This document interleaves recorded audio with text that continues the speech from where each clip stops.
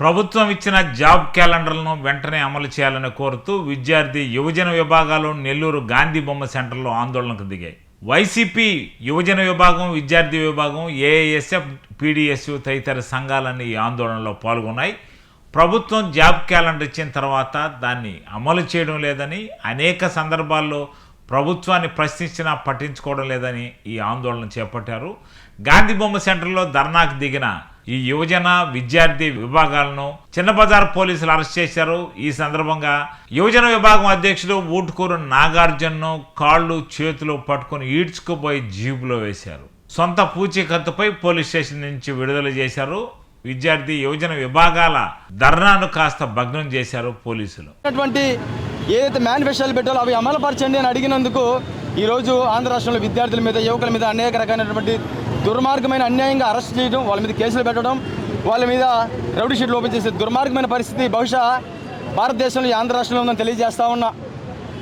గతంలో జగన్మోహన్ రెడ్డి గారి పరిపాలన 18 నెలలు, ఈ యొక్క కుటుంబ ప్రభుత్వం 18 నెలలు కంపేర్ చేసుకుంటే జగన్మోహన్ రెడ్డి గారు ముఖ్యమంత్రిగా ఉన్నప్పుడు మొదటి 6 నెలల్లోనే 2 లక్షల పైచలకు వాలంటీర్ ఉద్యోగాలు ఇచ్చి 6 నెలల్లోనే సచివాలయ వ్యవస్థలు ఏర్పాటు చేసి దాదాపు 1,30,000 పైచలకు ఉద్యోగాలు, శాశ్వత ఉద్యోగాలు ఈరోజు ఇచ్చి ఒక చరిత్రతో కూడిన పరిపాలనని జగన్మోహన్ రెడ్డి గారు ఇస్తే, ఈ 18 నెలల్లో చంద్రబాబు నాయుడు గారి ప్రభుత్వం, ఎన్డీఏ ప్రభుత్వం, కూటమి ప్రభుత్వం కావచ్చు, ఈ 18 నెలల్లో దాదాపుగా 2 లక్షల పైచలకు ఉద్యోగస్తులందరినీ, వాలంటీర్ ఉద్యోగస్తులందరినీ కూడా 10,000 ఇస్తామని చెప్పి వాళ్ళందరినీ కూడా రోడ్లు పాడేసిన పరిస్థితులు మనం చూస్తూ ఉన్నాం.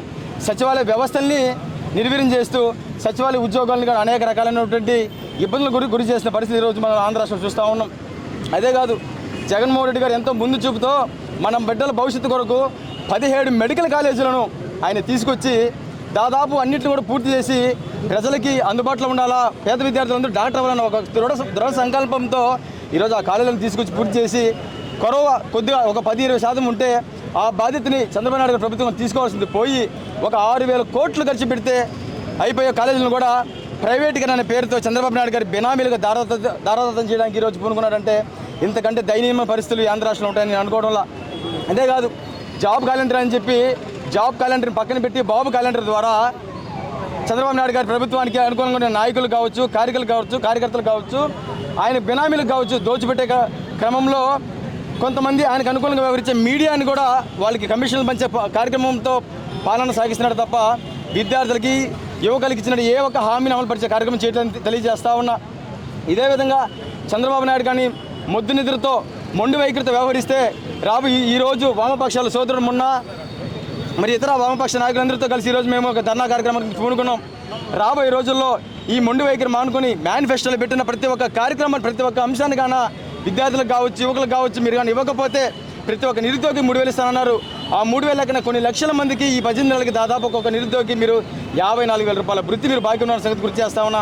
ఇవన్నీ కానీ మీరు తీర్చుకుంటా మొండి వైఖరితో ముందుకెళ్తే రాబోయే రోజుల్లో మరింత ఉధృతంగా కూడా మీకు జవాబు చెప్పడానికి అన్ని ప్రభుత్వ కార్యాలయాలు కూడా ముట్టడించడానికి కూడా మేము వెనకాడమని తెలియజేసుకుంటూ, ఖచ్చితంగా రాబోయే రోజుల్లో మా యువకులు, విద్యార్థులందరం కలిసి మీ యొక్క వైఖరిని తీవ్రంగా వ్యతిరేకించి మీ యొక్క ప్రభుత్వాన్ని గద్దెదించే విధంగా మా యొక్క పోరాటాలు ఉంటాయని హెచ్చరిస్తా ఉన్నాం. ఈ కూటమి ప్రభుత్వం విద్యారంగాన్ని, అదేవిధంగా నిరుద్యోగులని ఎక్కడా కూడా పట్టించుకోని పరిస్థితుల్లో ఈరోజు పరిపాలన సాగిస్తూ ఉంది.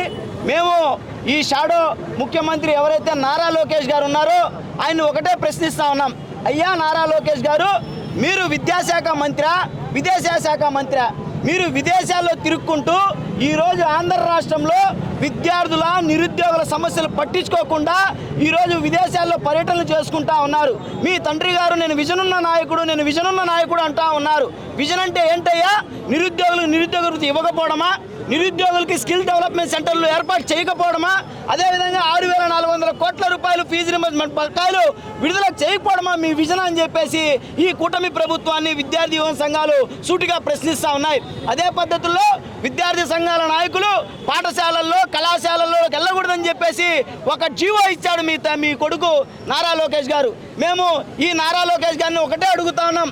అయ్యా నారా లోకేష్ గారు, మీ తండ్రి గారు ఎస్వి యూనివర్సిటీలో విద్యార్థులకి ఎలక్షన్స్ పెడితే చైర్మన్గా గెలిచిన తర్వాత ఆయన ఎమ్మెల్యే అయిన తర్వాత ఆయన మినిస్టర్ తర్వాత సీఎం అయినాడు.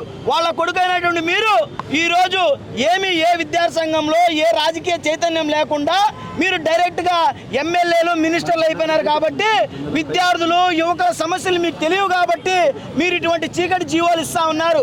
ఒక్కసారి మీ తండ్రి గారిని అడగండి.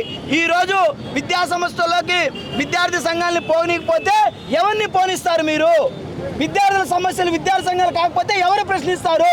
అలా ప్రశ్నించిన విద్యార్థి సంఘాల నాయకుల మీద మీరు రౌడీ షీట్ ఓపెన్ చేస్తారా? ఈ రోజు దొంగలు డకాయిట్లు 420లు ఉండేది మీ పార్టీలలో ఎమ్మెల్యేలుగా ఎమ్మెల్సీలుగా మినిస్టర్లుగా చలామణి అవుతున్న వాళ్ళ మీద రౌడీ షీట్లు మీరు ఏర్పాటు చేయాలి. కానీ అదేవిధంగా విద్యారంగ సమస్యల కోసం నిరుద్యోగులకు ఉద్యోగ అవకాశాలు కల్పించమని చెప్పేసి విశాఖపట్నంలో విద్యార్థి సంఘాల నాయకులు పోరాటం చేస్తే ఎప్పటియో పాత కేసులు తీసుకొచ్చి వాళ్ళ మీద మీరు ఇప్పుడు రౌడీ షీట్లు ఓపెన్ చేయడం అనేది మీ చేతగాని పరిపాలనకి ఇది ఒక మచ్చుతునక. కాబట్టి ఖచ్చితంగా యావత్ ఆంధ్ర రాష్ట్ర విద్యార్థి యువజన సంఘాలన్నీ కూడా దీన్ని ముక్తఖండంతో వ్యతిరేకిస్తూ ఉన్నాయి. మీ చేతగాని పరిపాలనని ఖచ్చితంగా చర్మగీతం పాడేందుకు ఈ ఆంధ్ర రాష్ట్ర విద్యార్థులు యువకులు ఖచ్చితంగా నడుం బిగించి ఖచ్చితంగా మీ గద్దెలు దింపేంత వరకు ఈ పోరాటాలు కొనసాగిస్తాయని చెప్పేసి ఇది కేవలం మొట్టమొదటి అడుగే అని చెప్పేసి ఈ సందర్భంగా కూటమి ప్రభుత్వానికి హెచ్చరికలు తెలియజేస్తా ఉన్నాం.